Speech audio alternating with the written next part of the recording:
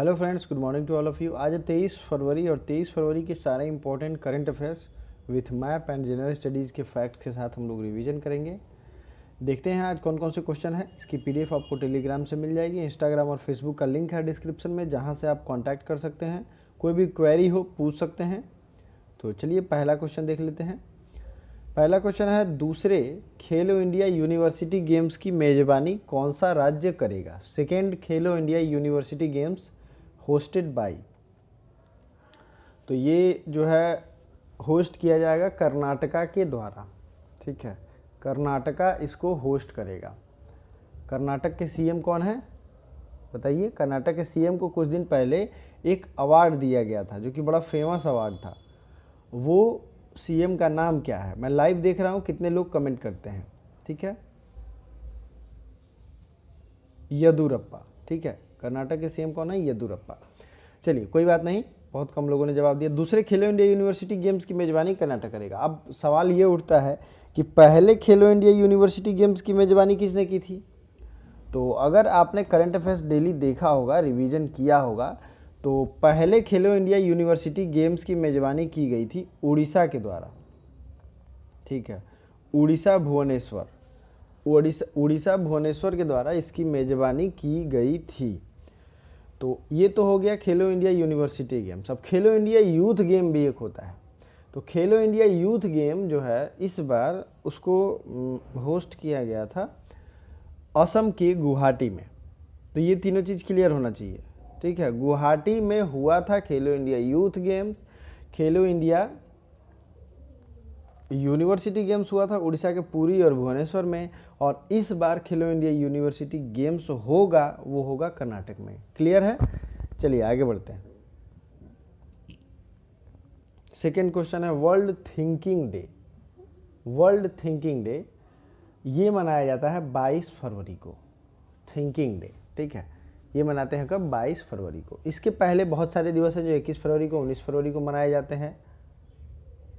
तो चलिए आप मुझे आज कमेंट करके बताओगे कि 4 फरवरी को कौन सा दिवस मनाया गया। ठीक है, 4 फरवरी को कौन सा दिवस मनाया गया। ठीक है, नेक्स्ट क्वेश्चन देख लेते हैं। NASA प्रिजर्वेंस rover landed which planet? NASA का जो प्रिजर्वेंस रोवर है, सॉरी प्रिजर्वेंस नहीं होगा, प्रिजर्वेंस रोवर इसका नाम है। ठीक है, ये किस ग्रह पर उतरा है? रोवर क्या होता है, लैंडर क्या होता है, और ऑर्बिटर क्या होता है? तीन चीज़ें मैं बताऊंगा आपको, बट पहले ये देखते हैं। ये मंगल पर उतरा है, मंगल ग्रह पे। ठीक है, और ये जो है 7 महीनों के सफ़र के बाद वहाँ पहुँचा है, पहली चीज़। और आपको ये बता दें, ये जेजोरो क्रेटर पे, क्रेटर क्या होता है ये भी मैं बताऊंगा। जेजेरो क्रेटर, ये भी आप याद रखिएगा, एग्जाम पॉइंट ऑफ व्यू से ज़रूरी है।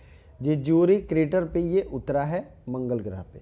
देखिए, कोई भी जो दूसरे प्लैनेट पे वहाँ की ज़मीन बराबर नहीं है, हमारे पृथ्वी के जैसे समतल नहीं है। तो कहीं बहुत ज़्यादा खाई है और कहीं बहुत ज़्यादा उठा हुआ है।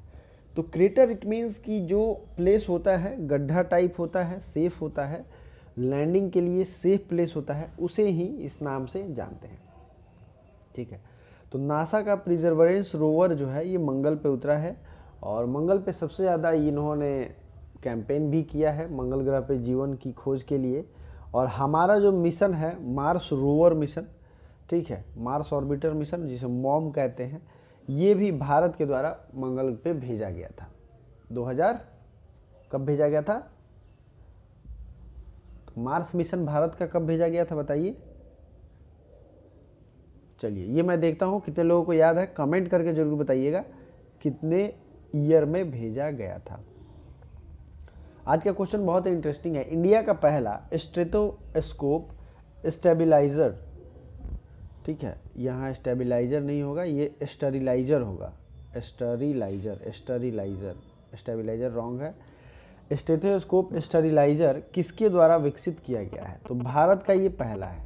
अब देखिए, स्टेथोस्कोप आप सब जानते होंगे, जो चेस्ट पे ऐसे लगा के,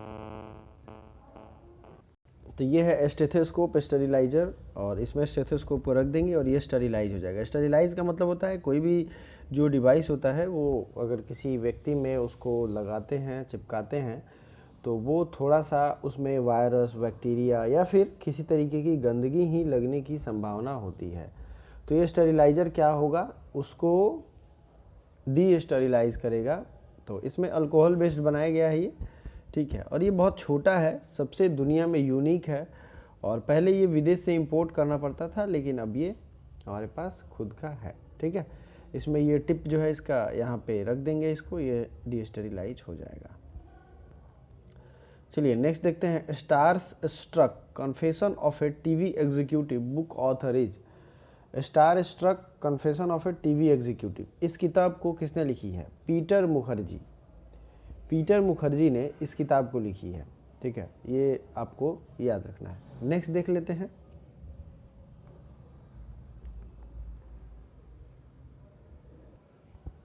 किस राज्य सरकार ने संयुक्त राष्ट्र पर्यावरण कार्यक्रम के साथ समझौता किया है? Which state did agreement with United Nations Environment Programme, ठीक है। ये जो है एग्रीमेंट साइन किया गया है यूनाइटेड नेशंस UNEP।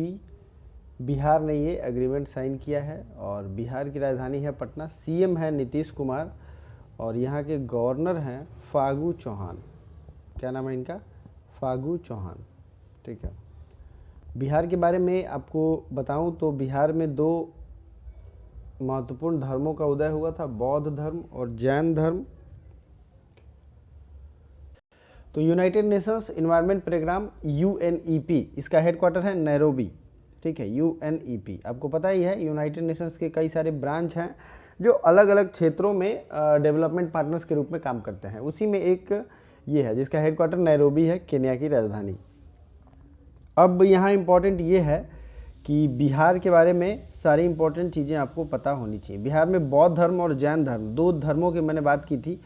तो बौद्ध धर्म के बारे में सबसे पहले जानते हैं, ये महात्मा बुद्ध के द्वारा स्थापित किया गया था। 563 में इनका जन्म होता है, 483 में इनकी मृत्यु होती है, ठीक है। ये जो है इनका जन्म होता है लुम्बिनी वन में, जो कि अभी नेपाल में पड़ता है, और मृत्यु होती है कुशीनगर में, ठीक है। इन्होंने सबसे पहला अपना ज्ञान दिया था कहाँ पे? तो सबसे पहला जो उनका ज्ञान है वो इन्होंने दिया था उत्तर प्रदेश के बनारस के बगल में एक जगह है, क्या नाम है? सारनाथ। यहाँ पे इन्होंने अपना ज्ञान दिया था और इनकी मृत्यु तो आपने देख ली। इन सबको अलग अलग नाम से भी जानते हैं। इन्हें ज्ञान की प्राप्ति हुई थी कहाँ पे? तो इन्हीं ज्ञान की प्राप्ति हुई थी महाबोधि जगह जो है बोधगया में, ठीक है। तो ये सब चीज़ों को आप याद रखिए। फिर प्रथम बौद्ध संगीति, द्वितीय बौद्ध संगीति। प्रथम बौद्ध संगीति कब हुई थी बताइए? तो प्रथम बौद्ध संगीति हुई थी 483। फिर दूसरी हुई थी, इसको लीड किसने किया था ये भी जरूरी होता है, ठीक है। तो अलग अलग टाइमों में हुए हैं, जैसे कि पहला जो बौद्ध संगीति हुआ था वो हुआ था कौन से राजा के टाइम में, ये आपको कमेंट करके बताना है, ठीक है। सबसे इंपॉर्टेंट है चौथा जो है वो कुंडल वन कश्मीर में हुआ था और कनिष्क के शासनकाल में हुआ था। फिर जो है अशोक के शासनकाल में हुआ था, ठीक है। और अशोक ने अपने 2 पुत्र पुत्रियों महेंद्र और संघमित्रा को कहाँ भेजा था? तो ये भेजा था श्रीलंका में बौद्ध धर्म के प्रचार के लिए, जिसकी वजह से वहाँ बौद्ध धर्म का प्रचार हुआ। प्रचार प्रसार जो भी वहाँ दिखता है श्रीलंका में बौद्ध धर्म ही है, तो ये अशोक की वजह से ही प्रचार प्रसार हुआ। तो इतने इंपॉर्टेंट चीज़ हैं। अब देखते हैं जैन धर्म के बारे में। जैन धर्म की स्थापना महावीर ने नहीं की थी, ऋषभ देव ने की थी और उसके 24वें तीर्थंकर थे महावीर, ठीक है। तो इसके भी 2 संगीति होती हैं, एक वल्लभी में होता है और एक, ठीक है, वल्लभी गुजरात में है और एक राजगीर या पटना के आसपास होता है, जो कि आप बिहार में जानते हैं। नेक्स्ट देख लेते हैं अगला क्वेश्चन। भारत ने किस देश के साथ $50 मिलियन का ऋण समझौता हस्ताक्षर किया है? India signed the settlement of $50 million to which country? तो ये देश है मालदीव। मालदीव एक छोटा सा देश है एशिया का। मालदीव की राजधानी है माले और बहुत ही छोटा सा देश है, बहुत बड़ा देश नहीं है। तो इसी के साथ ऋण समझौता किया गया है। तो आइए एशिया का मैप हम लोग देखते हैं। तो ये है मालदीव, ठीक है। मालदीव की राजधानी है माले और जितने भी आइलैंड कंट्री हैं ना उसके बारे में आज हम लोग देखेंगे और इम्पोर्टेंट इन्फॉर्मेशन पढ़ेंगे। देखिए आपको एशिया का मैप दिमाग में होना चाहिए और एशिया के सारे फैक्ट जो हैं वो आपको मुंह ज़बानी ओरली याद होने चाहिए। ये दोनों चीज़ें अपने आप में अगर आपने डेवलप कर ली तो आपको कोई भी एग्ज़ाम क्रैक करने से कोई नहीं रोक सकता। ठीक है, तो हम लोग सिर्फ आइलैंड कंट्री के बारे में, छोटे छोटे देशों को ही टारगेट आज करेंगे। तो सबसे पहला है, ये हो गया मालदीव, आपने देख लिया। नेक्स्ट है श्रीलंका। श्रीलंका की 2 राजधानियां हैं, कमर्शियल कैपिटल है कोलंबो और एडमिनिस्ट्रेटिव कैपिटल है जवर्धनपुरे कोट्टे। ठीक है। मलेशिया, मलेशिया की राजधानी है कोलालमपुर और इंडोनेशिया की राजधानी है जकार्ता। पहले थी लेकिन अब हो गई है ईस्ट कालीमंतन या पूर्वी कालीमंतन। फिलीपींस की राजधानी कहाँ है? फिलीपींस की राजधानी है मनीला। और साउथ चाइना सी की अगर बात करें तो ये जो है बाउंड्री लगाता है किन किन देशों को, तो मलेशिया, फिलीपींस, कंबोडिया, इधर चाइना और ताइवान, इन सब देशों को ये कवर करता है। साउथ चाइना सी बहुत ही डिस्प्यूटेड, हमेशा न्यूज़ में भी रहता है, तो आपको ये पता होना चाहिए। फिर फिलीपींस सी है, साउथ चाइना सी है, बे ऑफ बंगाल है, ये सब जो है यहाँ पे है। अब देखते हैं इन देशों की राजधानी और यहाँ की करेंसी क्या है। म्यांमार है जहाँ पे अभी मिलिट्री रूल लगा है, आपको मैंने मैप के थ्रू दिखाया भी था। जहाँ की जो स्टेट काउंसलर थी, मतलब स्टेट की जो हेड हैं, उनका नाम है आंग सान सूची और उनको भी हाउस अरेस्ट कर दिया गया है। तो ये हो गई। म्यांमार की राजधानी क्या है? नायपीडाउ और करेंसी है क्यात, KYAT। थाईलैंड की राजधानी है बैंकॉक और करेंसी है बहत। ठीक है। म्यांमार की राजधानी है, क्या बताया था मैंने, म्यांमार की नायपीडाउ। कंफ्यूज मत होना, थोड़ा सा स्पेलिंग इसका दूसरे तरीके से है। फिर बात करेंगे लाओस की। लाओस जो है इसकी राजधानी है वियंतियान। छोटा सा देश है लाओस जो है, ये लैंड लॉक्ड कंट्री है। लैंड लॉक्ड कंट्री क्या होता है? जिसकी बाउंड्री कहीं से भी किसी समुद्र से नहीं लगती है, उसे ही लैंड लॉक्ड कंट्री का नाम दिया गया है। वियतनाम की राजधानी कहाँ है? वियतनाम की राजधानी है हनोई और वियतनामी डोंग यहाँ की करेंसी है, डोंग। ठीक है। मलेशिया की राजधानी है कुआलालंपुर और रिंगित यहाँ की करेंसी है, रिंगित। ठीक है। इंडोनेशिया का आपने देखा यहाँ रुफिया चलता है, रुफिया, रुपया नहीं रूफिया, दोनों में अंतर है। राजधानी तो बदल गई है। इसी तरीके से ईरान जो है वेस्ट एशिया में, इसकी करेंसी भी चेंज कर दी गई है और उस करेंसी का नया नाम है तोमान। मैं मैप में आपको ईरान दिखाऊंगा, बट उससे पहले इधर का पूरा रिवीजन कर लो। Revision is the key, revision जितना ज़्यादा आप करोगे उतना ज़्यादा आपको बेनिफिट होगा। अगर ये वीडियो आपको अच्छा लगता है तो वीडियो को लाइक भी करिएगा और दोस्तों के साथ शेयर भी करिएगा। 15 मिनट में मैं जितने फैक्ट्स बताता हूँ शायद ही कहीं और आपको मिले। रिवीजन इज द की। देखिए ये है वेस्ट एशिया, ये वेस्ट एशिया है, इसको अच्छे से याद करना है, अच्छे से पढ़ना है। तो ये हो गया ईरान की राजधानी है तेहरान, तोमान करेंसी है। ये हो गया अफगानिस्तान, काबुल और अफगानी करेंसी है। पाकिस्तान की राजधानी इस्लामाबाद, रुपया यहाँ की करेंसी है। और ऊपर है सेंट्रल एशिया के कुछ देश।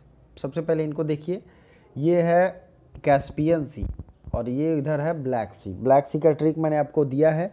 कैस्पियन सी के अराउंड कौन कौन से देश हैं, तो इसमें तुर्कमेनिस्तान और कजाकिस्तान मेनली है, बाकी रशिया का कुछ पार्ट है। और इधर जो है अजरबैजान लगता है, उसकी राजधानी बाकू। ठीक है। फिर ये ईरान हो गया, ईरान, तुर्कमेनिस्तान, कजाकिस्तान और अजरबैजान, बाकू, ये देश जो हैं कैस्पियन सी को घेरते हैं। इंपॉर्टेंट क्वेश्चन है, पूछा गया है।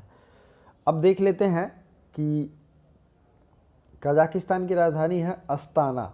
नहीं, अब इसकी राजधानी बदल चुकी है। मैंने कई बार बताया है, पहले इसकी राजधानी अस्ताना थी, अब हो गई है नूर सुल्तान। ठीक है। उज्बेकिस्तान की राजधानी कहाँ है? ताशकंद। तुर्कमेनिस्तान की अशगाबाद, किर्गिस्तान की बिश्केक, ये सब राजधानी का नाम है। ठीक है। तो आई होप इसमें से मैक्सिमम चीज़ें मैंने कवर कर ली हैं।